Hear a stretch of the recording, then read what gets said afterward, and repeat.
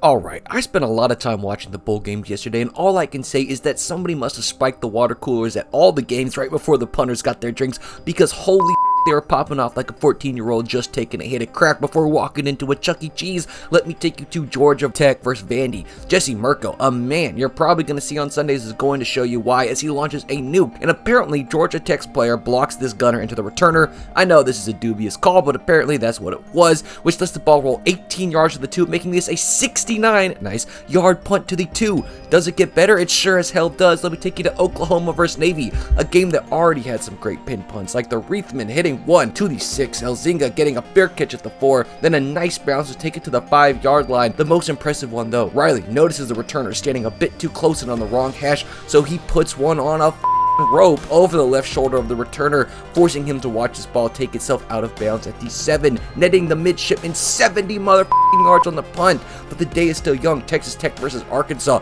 We had a fireworks show. The Tech punter, Jack Burgess, hits a gorgeous drop punt, and did someone call a doctor because this ball needs to check up as it does. Just out of the 2-yard line, no help needed. But it's not just that, because 2 plays later it's called a safety, but the quarterback wasn't feeling too safe as he swarmed in the end zone. So who has to retaliate? That's right, one of my favorite college punters to watch right now. Praise Bale and raise hail. He punts it. The returner does not catch it. Devin Bale put him in a coffin down to the 2, and you got to be thinking Texas Tech's coach was like, hey, dude, you got to go fair catch that one. And he's like, yeah, I got you, coach. I got you, coach. So the next punt under pressure, Devin turns into a diamond, hits a pearl. That's a Pokemon reference, but the returner learned the wrong lesson as he runs back and fair catches it at the 2-yard line. Coach, I did it. I fair caught it. Son, I'm about to play hockey with your right patella if you don't get out of my face. And guess what? They got their safety back, but 3 punts down at the 2-yard line in one game with 2 safeties. Oh, I'm in there like swimwear, but the final game of the night, Shipletsky, perfect coffin corner at the 6-yard line, and Tyler White, probably one of the best freshman punters I've ever watched, pins the Trojans at the 4-yard line with a beautiful boot that shouldn't have been caught, but hey,